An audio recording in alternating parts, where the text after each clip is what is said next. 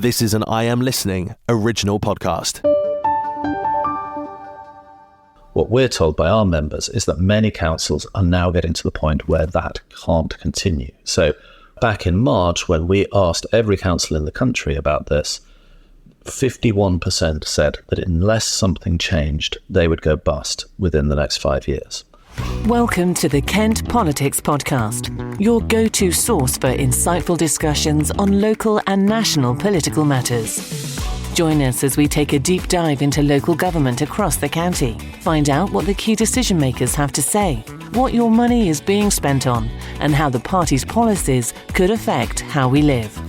Plus, don't miss our regular feature, Westminster Watch, where we dissect the latest developments and decisions shaping the political landscape in the heart of the UK's capital.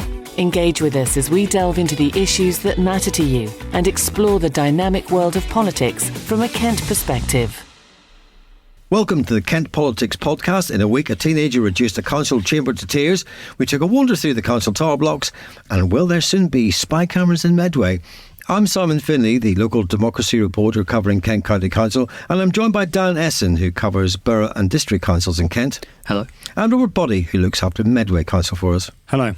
And KM political editor Paul Francis for his take on what's happening in Westminster. Hello. Hello, Paul. Right, and our special guest is Jonathan Carr-West, who's the CEO of the Local Government Information Unit, who will hopefully shed some light on the future of local government under Labour. First up, Dan, what's been going on in your neck of the woods? So I actually spent a good bit of time traipsing around the council housing tower blocks of Thanet. Thanet District Council is looking to refurbish 5 tower blocks they own and has been for a little while now, but the costs of it have skyrocketed since they first agreed to get to work on it last year. Yeah, what's it going to cost and why is it doubled? So when Thanet District Council first voted to refurbish these blocks, they reckon the total cost would be about 19 million. It's 5 council blocks, that's still 4 million each or thereabouts. But council papers from the past week or so show that they're actually looking at more like 40 million quid. In their defence, it's not like it's really their fault. They haven't bungled their maths or anything like that. They've had to increase the cost significantly because they need to undertake a lot of fire safety renovations in addition to all the exterior redesigns that they were already planning to do. So nobody's arguing it's the council's fault in any way.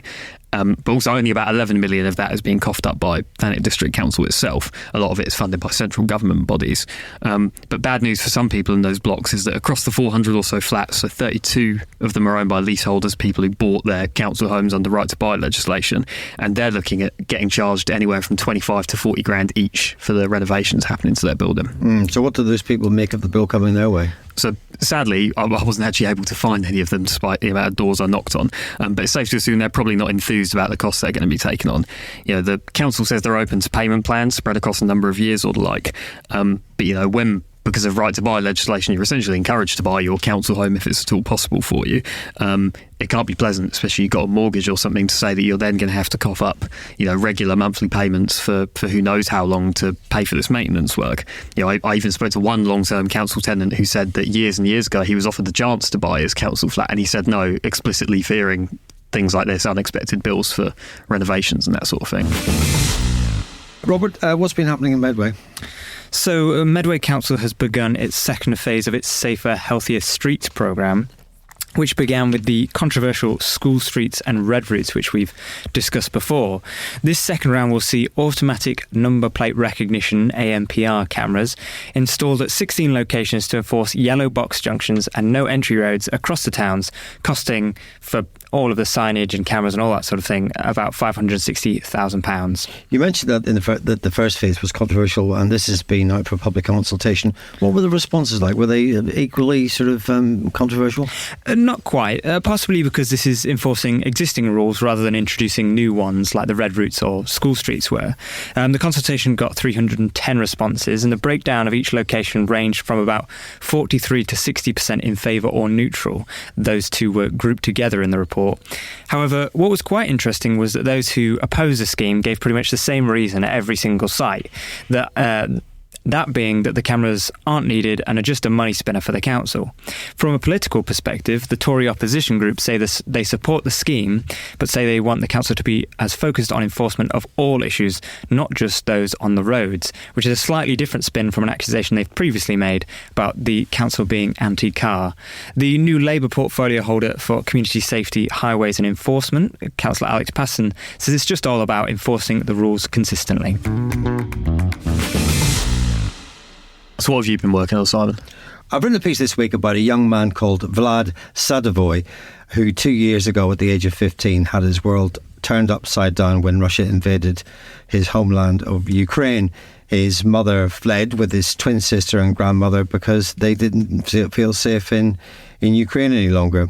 But he told his story to a full council meeting, and he was often in tears, wiping his eyes as he read this very powerful testimony in near perfect English. He opened the speech with the words, "I stand here before you today as an 18-year-old who has found a second home in the UK. My journey began on the morning of 2022 when I was woken at 5 a.m. by my mother's words, 'The war has started.' And in 2 years he's mastered English and won a place at Dartford Grammar School. But he harbours a desire to go home one day and help in the rebuilding of his country." It was very, very moving stuff. Our councillors thought the same, and he got a standing ovation at County Hall. He did. It was one of those sort of unscripted moments in time, and suddenly at the end of the speech, just about everyone who could get to their feet did so for applause, and that seemed to go on for a very long time. You could tell from the public gallery that this was a spontaneous moment of raw and sort of genuine emotions. Vlad looked, frankly, a bit embarrassed, as most teenagers probably would. But he was flanked by a woman I've got to know quite well called Ira Smith, and she's a pub landlady in Gravesend, who's also a family friend to Vlad and his family. And she said later that Vlad has trouble expressing his emotions in English, but judging by the reaction to his speech, he knows how to communicate his feelings very well indeed. OK, now we turn to Paul Francis, and I hear that there may be a new job in the offing. Well, not for me, but maybe someone closer to SW1A in London. And that's because the Tory party has finally begun its search for a replacement to Rishi Sunak after one of the worst drubbings in electoral history. Well, it's going to be a tough job for anyone who takes it on, and we won't know that until November, when there will be a special conference for the final four to make their pitch to party members. One of the key points of interest is whether there will be a unity candidate capable of bringing all factions together. And if there is, who could it be? All the evidence suggests that the parliamentary party remains pretty divided between those on the right and the more centrist candidates and supporters. At least there seems to be a divide. It's early days. So far as Kent is concerned, it will be interesting to see who may take up the cudgels. And one possible name that will be of interest to the county is Tom Tugendhat, the Tunbridge Morning MP, who stood last time around and got to the third stage before being eliminated. That's interesting, actually, because in this morning's Times, I believe that they did a poll of their readers, and quite a big sample it was too, judging by the reaction they got from it, but he was getting 31%, which was quite a distance in front of the other ones. And presumably there were the usual sort of suspects as Suella Braverman and Victoria Atkins, Kevin Badenoch, Robert Jenrick et al. But he was the one that Times readers, sensible lot I suppose, would be most in favour of. Yeah, I think the strategy here is to head off any obstacles placed in his way by the parliamentary party, because it's the parliamentary party which decides which MPs go forward in the eventual standoff, as it were. Because there's 8 to begin with, and that's reduced to 4. Yeah. Is that correct? As I understand it, yes. And that 4 will have an opportunity to present their plans at a special conference in November. So it's quite a way away. I think Tom Tugendhat's problem is that the shortlisting is initially done by the parliamentary party, by MPs who may be more sceptical about his one nation tone. He is a one nation centrist Tory, but the parliamentary party might not want that sort of leader. But he's already had the backing of Steve Baker and Damien Green. Damien Green, a one nation Tory, a bit like Tom Tugendhat, but Steve Baker was a leading light in the ERG one, but to the other end of the spectrum. So that was a clear signal from those who had lost their seats to those who have seats in at Westminster to say, look, it might be an idea if you choose somebody who's got a centrist agenda. Yeah, absolutely. And you can name other MPs like Sir Roger Gale who believe that the party ought not to be moving quite so fast in that direction, and he's another One Nation Tory. So I think I foresee a battle between those two factions, if you like, the ones who are kind of more moderate One Nation Tories and the others who pursue a more right-wing agenda. It'd be interesting to see whether in time, we've discussed this before, whether some of the more right-wing factions of what's left of the Conservative Party might even drift over to Reform. There have been rumours about that already. Yeah, absolutely. And again, that comes into play when you're looking at what Tom Tugendhat's camp are saying.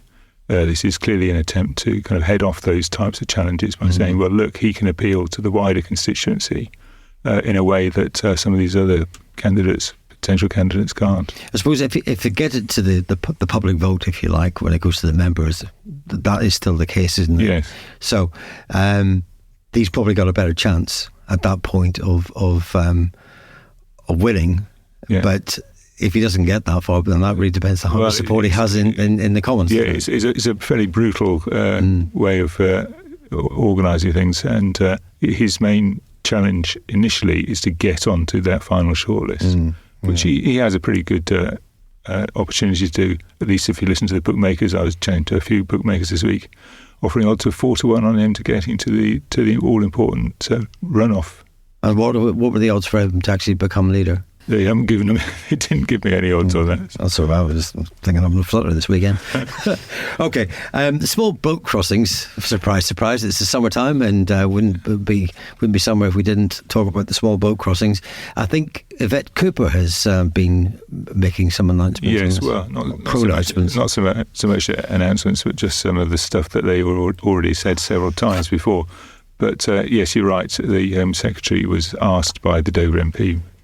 Mike Tapp, who's seen by some as a bit of a rising star, about the situation and whether the government could confirm that it had indeed stopped the Rwanda policy being pursued, and when this security border force, this new version of what's already there, is going to start its work. Is there a topic that you would like to be discussed on the Kent Politics podcast? Perhaps you've got a question for one of our panel, or you'd like to comment on a hot topic in local or national government. Get in touch by emailing or sending a voice note to kentpoliticspodcast@thekmgroup.co.uk. Many in local government circles were hopeful that after the general election, Labour under Keir Starmer would provide clarity on the future of councils in England, some of whom have already gone to the wall. Joining us is Jonathan Carr-West of the Local Government Information Unit to tell us his thoughts on what happens next. Welcome, Jonathan. Thank you for having me. No problem at all. Could you just, at the beginning, just tell the listeners what the Local Government Information Unit does and what it hopes to achieve? Of course. So the Local Government Information Unit, LGIU, is a membership body, an independent membership body for councils. We've been around since 1983. We've got about 300 council members across the world. And our job is to support innovation and best practice in local government by sharing news, information, analysis, by conducting research, running events, bringing networks together, really trying to mobilize local government to unlock the knowledge and creativity it has to solve some of the most pressing public policy challenges we face. Okay. The past few years have been pretty difficult for local government, even well and prudently run councils, not the ones who've made sort of catastrophic decisions that have, put them to the wall, face the threat of going bust. And it's, barely 3 weeks since the general election. Are we any the wiser as to what the future of local government under Sir Keir Starmer will actually look like? A little, I think, is the cautious answer. Look, you're right to say that it's been a very, very tough 15 years for local government. We've seen funding from central government halved. We've seen most councils losing about 30% of their overall spending power. We've seen income become much more localised, short-term, unpredictable. We've seen demand and cost in the most expensive statutory services, things like adult social care, children's services. Cost of those has gone through the roof. So local government has been caught in this perfect storm of rising costs and shrinking revenues. As you say, we've seen over half a dozen councils now issue what are called Section 114 notices, which basically means they've gone bust.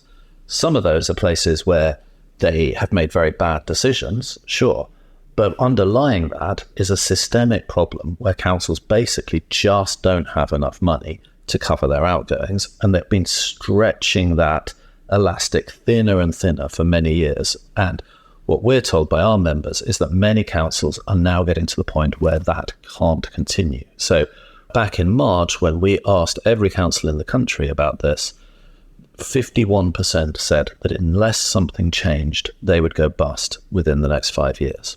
So that leads us to your question. Has something now changed with the new government? Yes and no. I think this new government recognises the financial challenge for local government. It recognises that there's a systemic problem. It's not just about a few councils making bad decisions. There's a problem with how we fund councils across the country. And it wants to do something about that. Some of the immediate steps that we've called for: ending wasteful competitive bid funding where councils bid against each other for little pots of money, returning to multi-year financial settlements rather than a series of single-year settlements so that councils can plan across time, and reverting to some form of needs-based funding allocation so that there's a connection between councils' costs and how much money they get from the government. Now, the new government has committed to doing all of those things. So that's great news, and we should be happy about that. But of course, it raises as many questions as it answers. It's going to be very hard to deliver a multi-year settlement this year because there's not going to be a budget until the autumn. There's not going to be a spending review until next year. So they'll probably have to roll it over another 1 year settlement. Taking the time to get it right next year, that's good. But how many councils go under in the meantime? We know there's going to need to be, and the Minister for Local Government has acknowledged this, there'll need to be an emergency injection of cash to cover social care costs.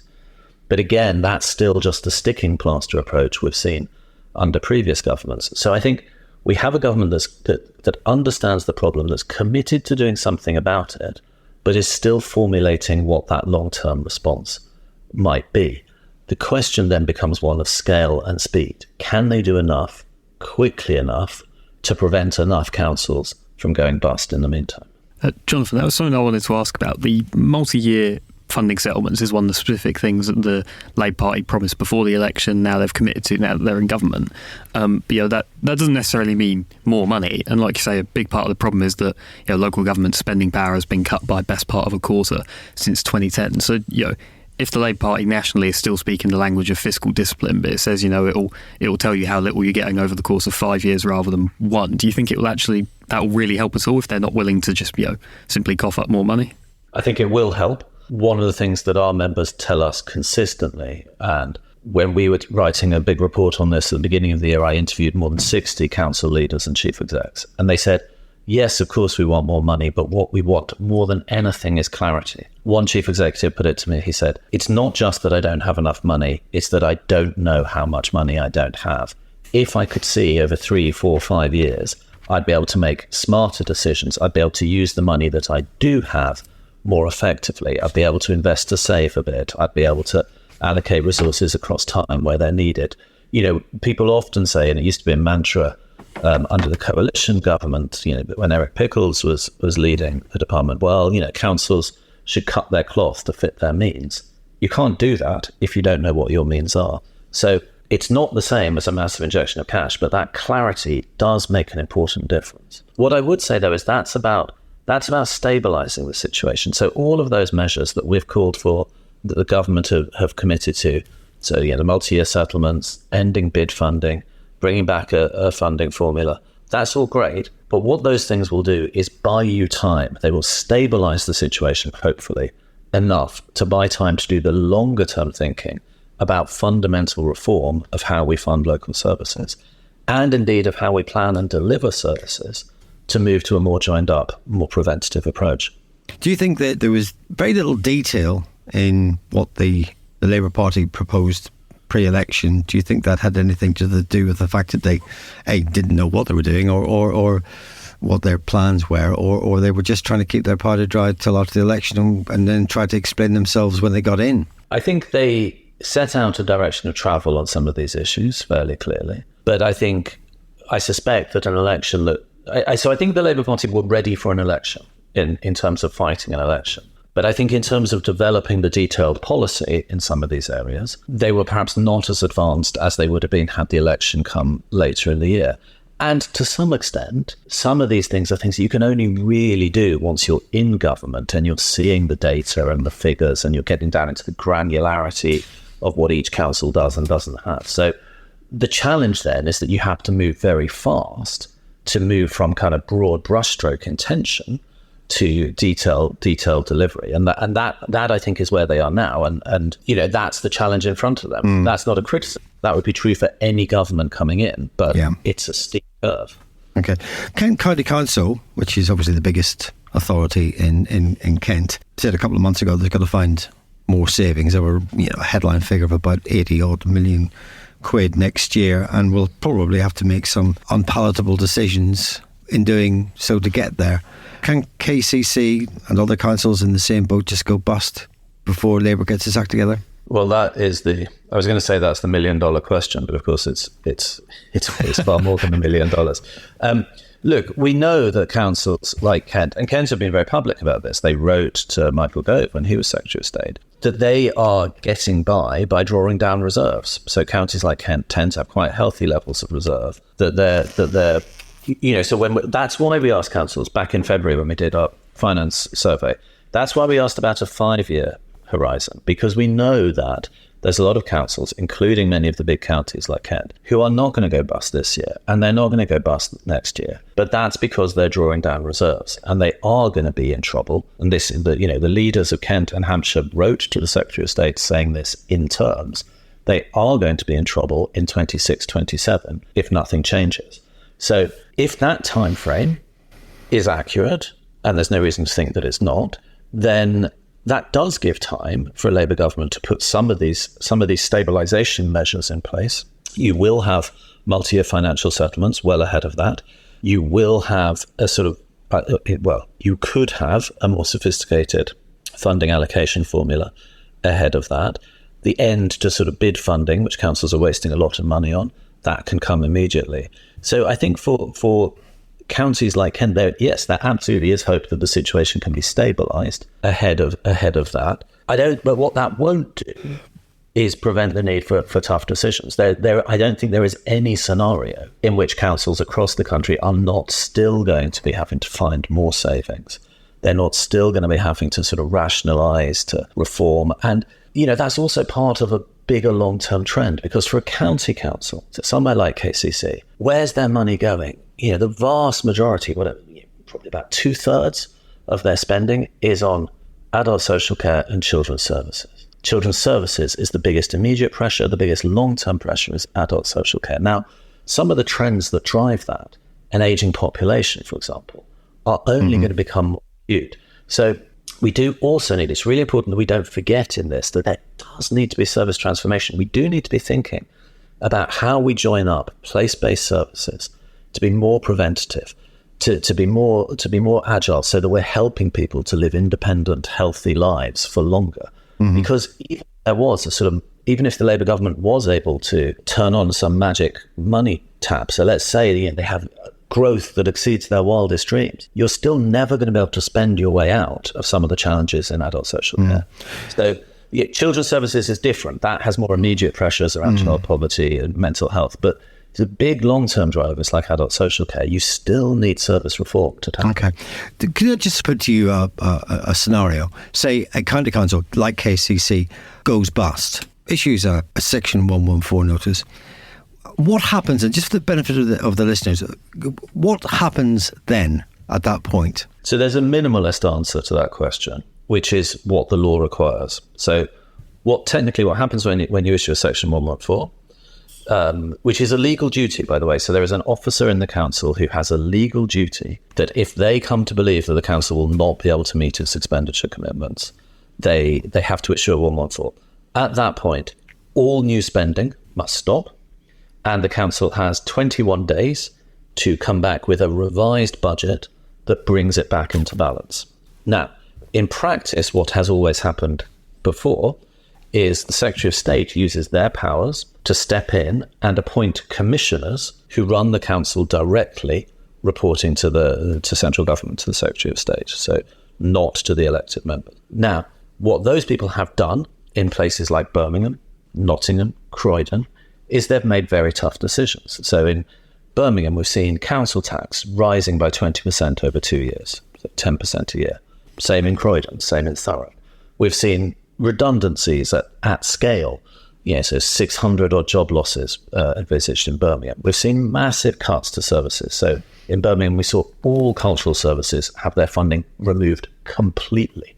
We saw children's services already struggling, another 20% out of the budget. And we get the government gets these things that they call capitalisation directions, which essentially allows local authorities to use capital budgets to fund revenue. But the price of that is that they have to sell off assets. So effectively, you see fire sales of assets. Now, that's what's happened in the past. Would that look different under a Labour government?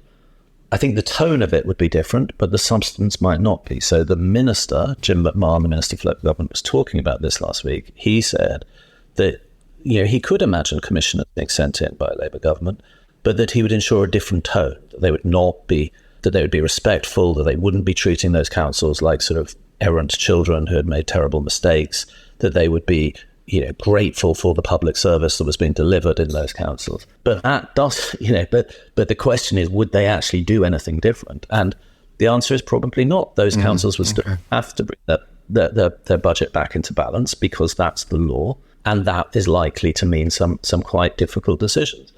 This idea of capitalisation directions, a lot of people are talking about this as, is this the way of kind of managing this? And we saw a further 19 councils earlier in the year given special emergency financial assistance, I think they called it. But all that was allowing councils to borrow more money and allowing councils to sell assets in order to fund revenue services. So neither of those things are long-term, wealth-building, successful budgetary policies. They're about they're almost like a sort of payday loan approach. It's borrowing some money to get you through a difficult patch, selling off the assets, which you can only do once.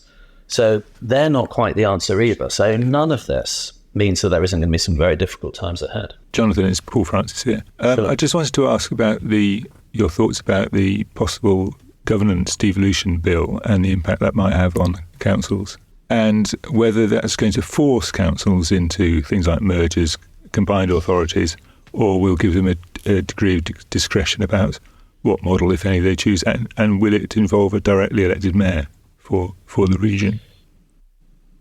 So the government's position on this is becoming clearer, and in many ways it's not dissimilar to the last government's position. So Labour have said that they want to see devolution deals everywhere in the country, and they have invited everywhere that doesn't have a devolution deal to get together with their neighbours, to produce a statutory growth plan, to come and ask for a deal. So they're very much encouraging it. They are still, however, in the space, as the last government was, of incentivising and encouraging this rather than requiring it. So they are not signalling any sort of top-down reorganisation of local government. They're not signalling that they will be imposing combined authorities or directly elected mayors, but they are signalling very heavily that that is what they would like to see. Some of the mood music here is different already. So we saw directly elected mayors within 3 or 4 days invited into Downing Street, pictures of them, selfies with the Prime Minister. That's quite a big gear shift from where the last government was. It's no longer, maybe you get to meet Michael Gove once a month. It's here you are on the telly with the Prime Minister in number 10. That will have an impact in terms of making people think, hang on, there's a seat at a really important table that we're not at. Will that be enough to incentivise some of those places, particularly some of those counties that have historically been quite averse to the idea of elected mayors? Well, we'll have to see. Essentially, it's the same. Yet the last government tried to incentivise it without forcing it. Labour is incentivising it even more heavily, is saying they're not going to impose it. We'll have to watch that space, I think, to see how much that does encourage people to come forward. They've been very clear, by the way. Angela Rayner wrote to every council last week saying, we are not going to impose mayors on places, but we won't shy away from making the case for them because we believe they're a good thing. And we will reserve some powers for institutions that have directly elected leaders. So there was a sort of hope in some parts of local government, particularly in some counties, that Labour would sort of allow them the really kind of high-end Devo deals without a directly elected leader. I don't think that's going to happen. In a broader sense, I'd like to ask, do you think more devolution is really what the country needs when every level of the state appears to be so dysfunctional and in so much trouble? Do you think more fragmentation of responsibility and dilution of accountability and places into which the national government can, basically squirrel away the blame for any, large-scale failure? Do you really think that's what the country actually needs? Well, I'm not sure I'd accept the terms of that question. Of course, we don't need fragmentation of responsibility and accountability, but I'm not sure that that's what devolution provides. We remain one of the most centralized countries in the developed world, a country where only 2% of tax is set locally, a country where 70-odd% of public money is spent by central government. That is way out of kilter with comparable countries like the US or France or Germany or Italy or Japan. So we're not starting in the same place as everywhere else. So when we talk about a devolution revolution, when we talk about this as a sort of radical kind of change, it's actually just something that brings us much more in line with everybody else in the world. The challenge is, if you really want growth, if you really want public service reform, if you want to take pressure off the NHS, if you want to provide opportunity for children, if you want a clean energy revolution, all the things that Labour are setting out in their 5 manifestos, it's really hard to achieve that by driving it all from central government. You need local action. You need to get the right skills in place for the businesses that exist in a particular area. You need to have specific inward investment strategies, which won't look the same in Kent and Cumbria, because you have different businesses coming in, you have different geographies, you have different demographics, different skill sets. So the idea of having local leadership around that, so you have strategies that work for regions and you have clear accountability around that, I think the government is right, as the last government were, to see that as a key part of driving national economic growth and of driving public service reform.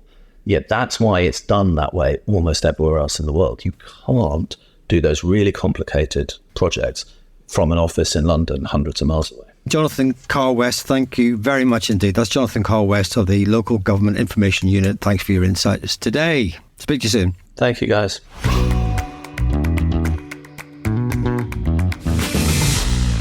Council leaders have met this week to discuss the county's response to the new EU entry-exit system, that's EES, due to come in October.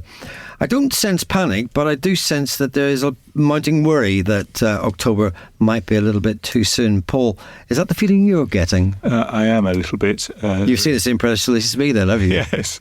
I think the tone of that press release does reveal that they are rather cautious about whether the government can do enough in time for the checks to be introduced, which was mid-October.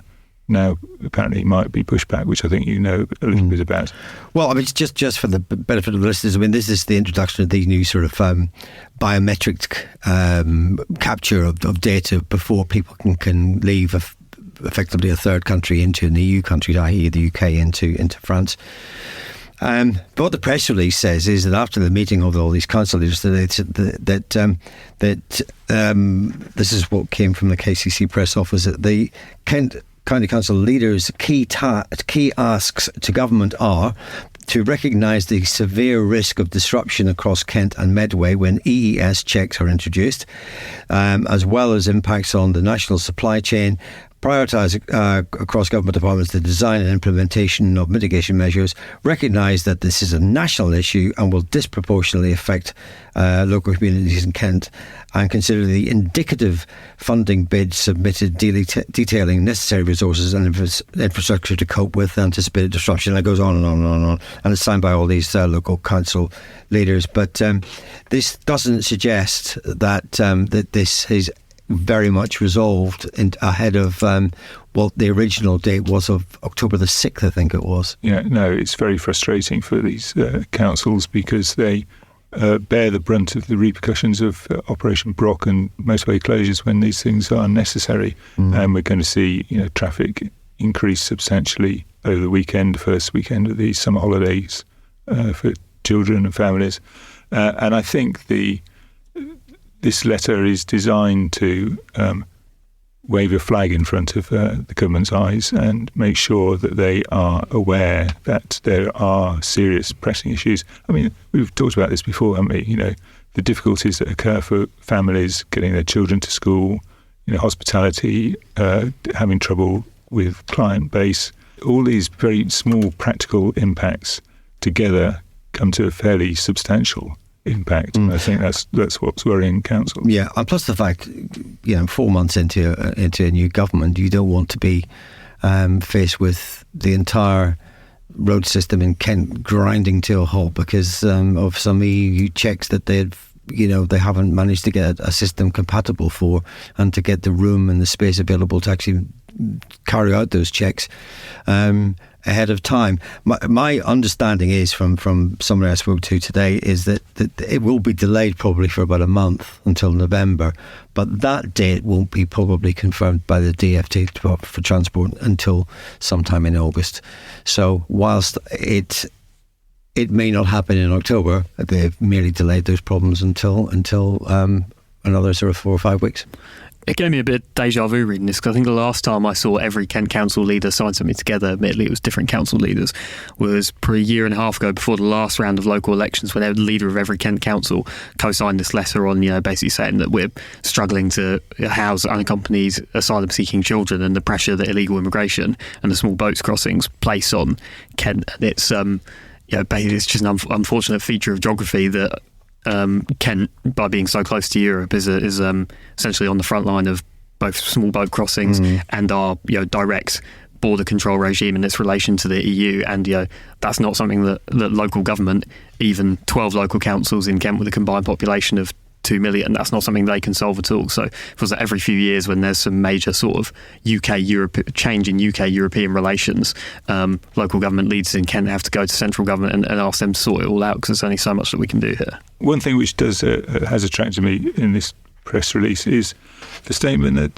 the council leaders want the Kent and Medway Resilience Forum, which kind of masterminds the response to these incidents, be given the access to data modelling timelines, anti-mitigations already in development, and other data around reasonable worst-case scenarios. I mean, that's the kind of stuff I would have thought the Resilience Forum ought to have as a matter of course, and it seems they may be operating in the dark on some of this stuff.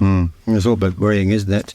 Maybe not time for panic, but certainly time for rising concerns. Yes. Okay. I also understand that one of the reasons why it has been pushed back to November is that we have got new council leaders, and we've got a stack of new Labour councillors, Labour MPs in Kent, and they have asked for a bit more time to sort of like digest what is ahead and what is in front of them and what they can do about it. So I think that may have been partially behind that delay as well.